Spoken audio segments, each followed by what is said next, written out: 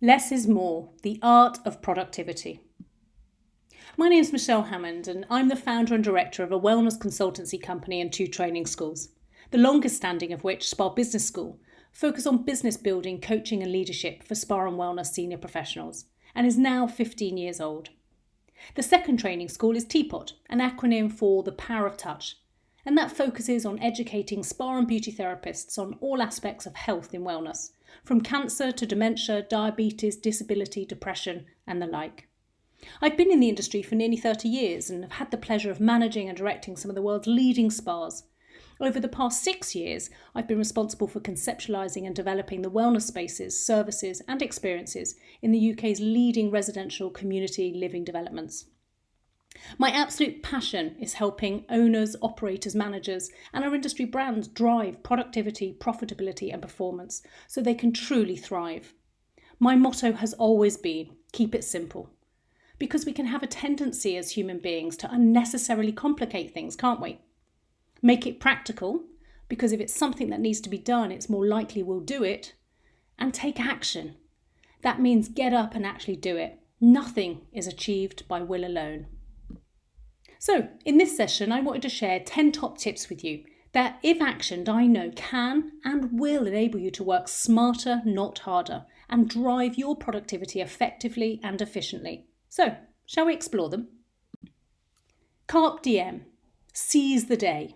There are 24 hours in every day, irrelevant to who you are or where you are. That's 24 hours or 1,440 minutes.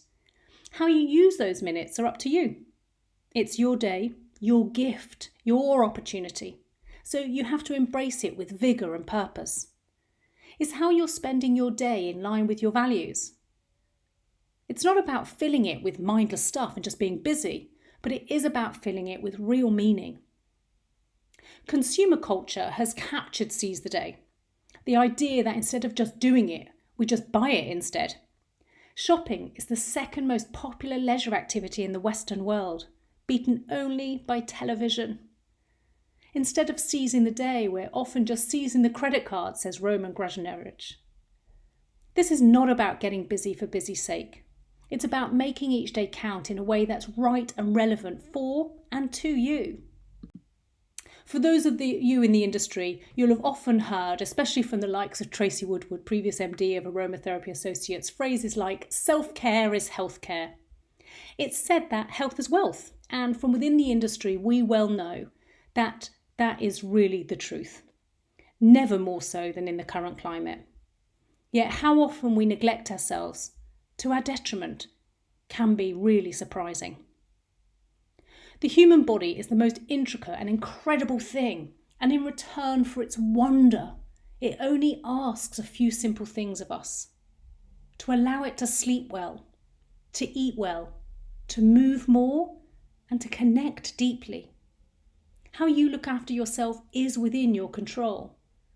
Look at these 4 primary areas and see where you can make better choices and more positive steps to a healthier, brighter and weller you. Develop a morning routine. Tim Ferriss, American author, entrepreneur and public speaker, has the #1 business podcast on iTunes and is ranked #1 out of over thousands of podcasts, having amassed over 100 million downloads and probably a lot more to date. He tells us that routine in the intelligent person is a sign of ambition, and evidence across a wealth of leading entrepreneurs shows a commonality in this kick off the day in the right way approach. Tim tells us that a predictable and scripted boot-up sequence means you'll have an algorithm, a set of steps, that produce an optimal day more often than not. And this is proved to be dictated by the way you spend your first 60 to 90 minutes each day. It could be as simple as making your bed, journaling or meditating, but by putting that sequence on auto can save your cognitive calories for the things that matter most. Meaning rather than deciding what you're going to have for breakfast or what toothpaste to use or what to wear, you can spare yourself the cognitive burden and apply your energy and unique strengths later when it matters most. They say if you win the morning, you win the day. Some of Tim's non-negotiables are to wake up in a prime state, as per Tony Robbins, the master of productivity, by jumping into a cold pool or shower, followed by 20-minute transcendental meditation or a headspace session for state awareness. Then he says he sits down for a cuppa with turmeric and ginger, followed by 5 minutes of journaling to clarify his intense objectives and gratitude for the day, which he believes decreases his anxiety and prepares him for optimal output.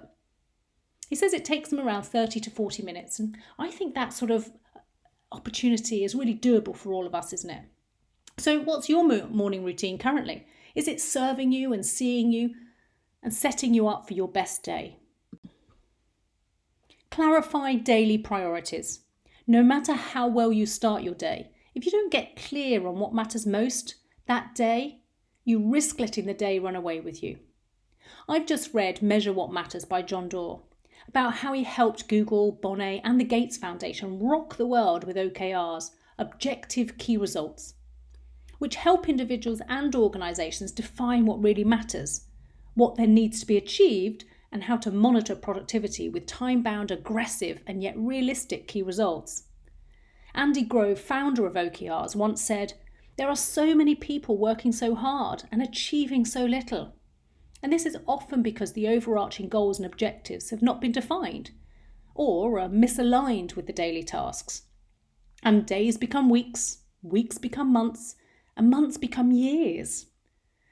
We find ourselves looking back far from where we'd hoped we'd be, or having not put our focus or energy where it mattered most. So start big and then break that dream, that vision, that goal, that objective into small focused steps or actions to keep you moving forward and on track. Assign time. As mentioned at the beginning, we all have 24 hours in a day. So when you've defined something matters to you, break it down into bite-sized action-focused steps and assign time to bring it about. When I coach clients, it's important we don't just define what they want or need, but as critically where they believe or they actually are right now in relation to it. The A to B principle of coaching. If I know I want to be in London next week and I'm currently in Paris, I can start to explore options and then break down an action plan how to get there. Compare routes, methods of transport, costs, resources required. It gives me a deeper appreciation for each leg of my journey and enables me to plan for potential obstacles, challenges or change. If it matters, we have to give time and hold that time. At the start of my year, my partner and I sit together and plan our holidays. You see, travel is the most important thing to us. We want to spend time together as a family. We love to explore new places, new cultures, and eat new foods. We value the freedom we're fortunate to have to do that.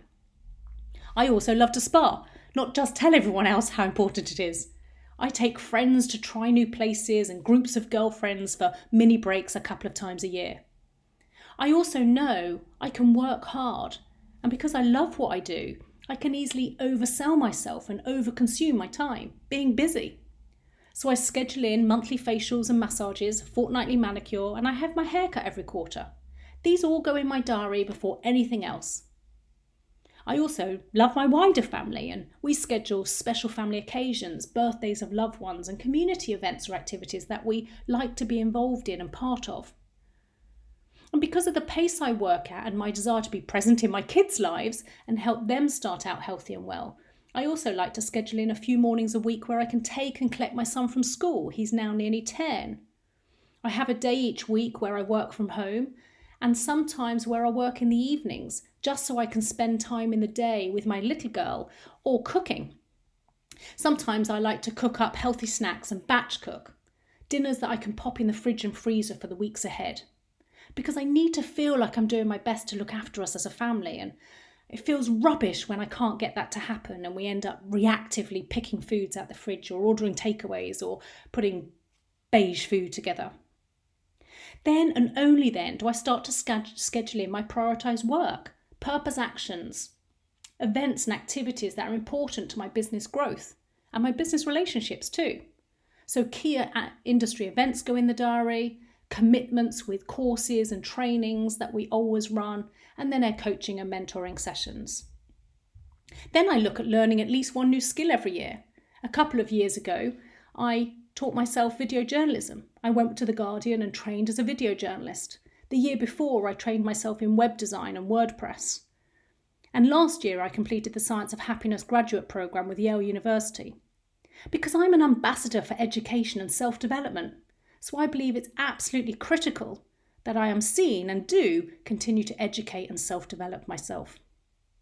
The days and times that are left are those that I know I have available for new clients, new ventures on the path of growing my educational brands, so I can manage all of my associated activities and resources realistically.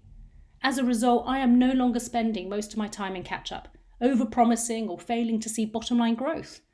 I'm crystal clear on what I can do, the time I have to do it, and the associated cost rates at which I do it.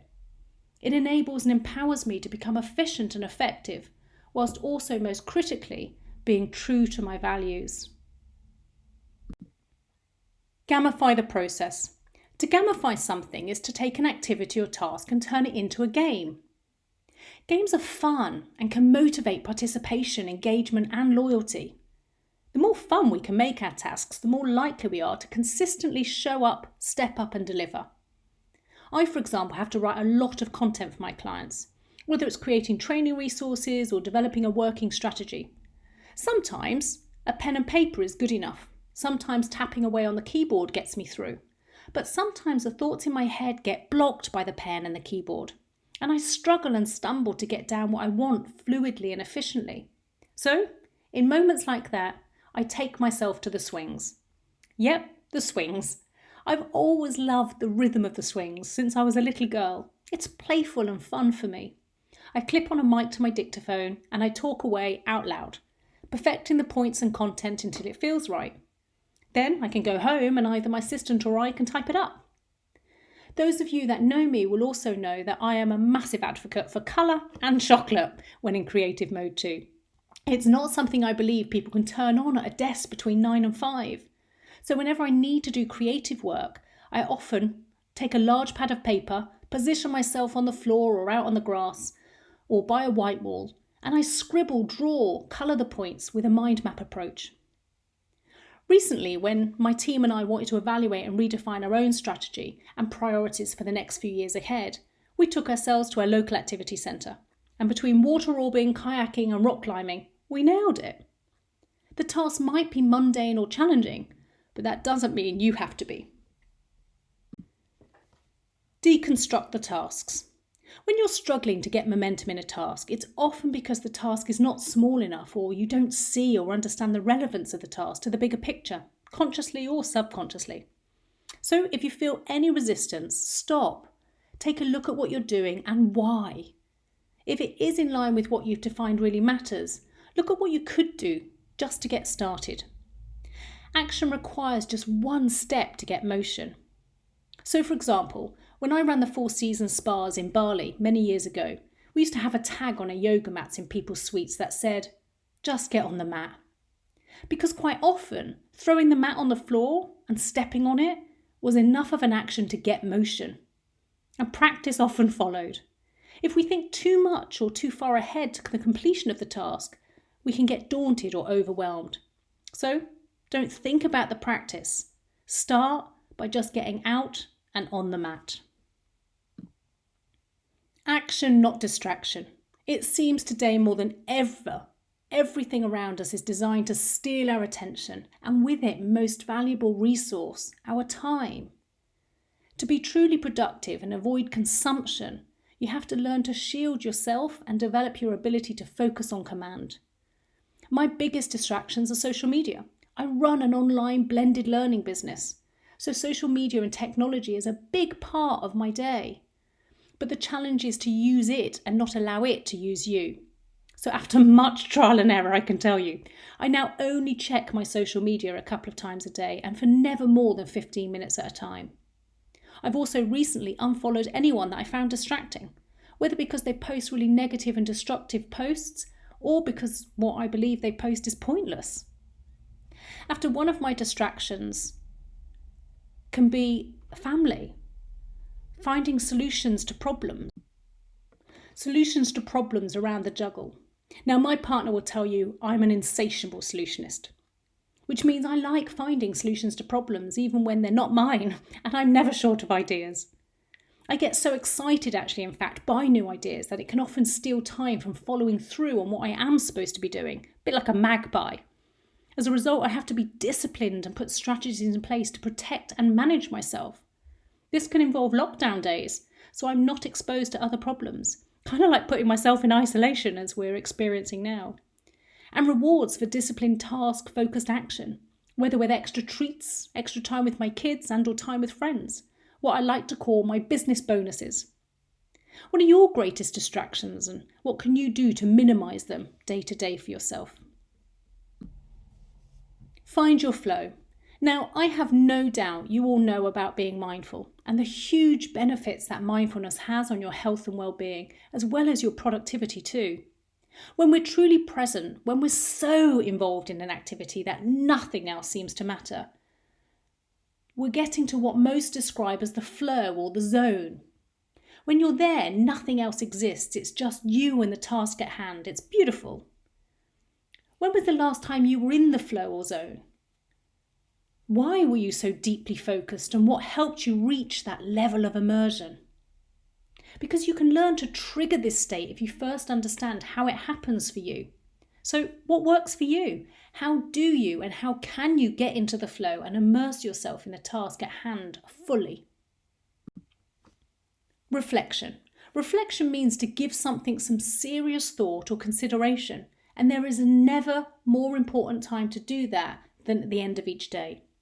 Reflection gives us a chance to look back with the benefits of hindsight and to evaluate whether our actions moved us forward, toward our goals and in line with our values, or away from.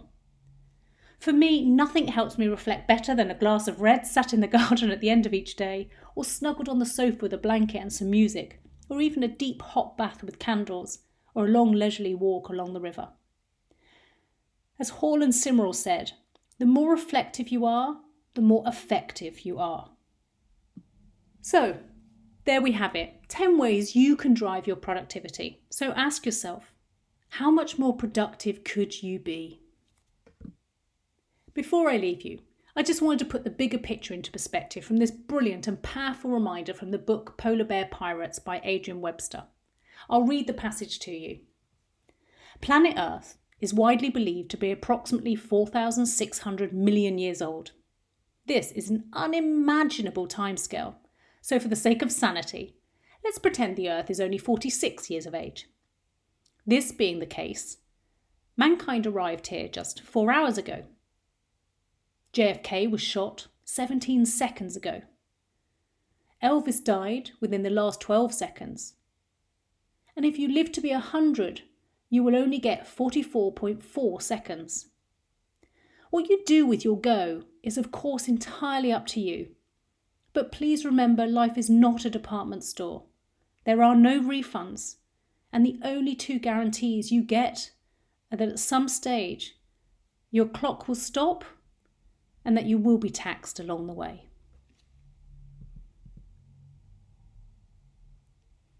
If you'd like to learn more about the productivity or share your ideas, insights and inspired stories with industry colleagues and peers, join us over on our Facebook page, facebook.com/Spa Business School, or check out our website, spabusinessschool.com.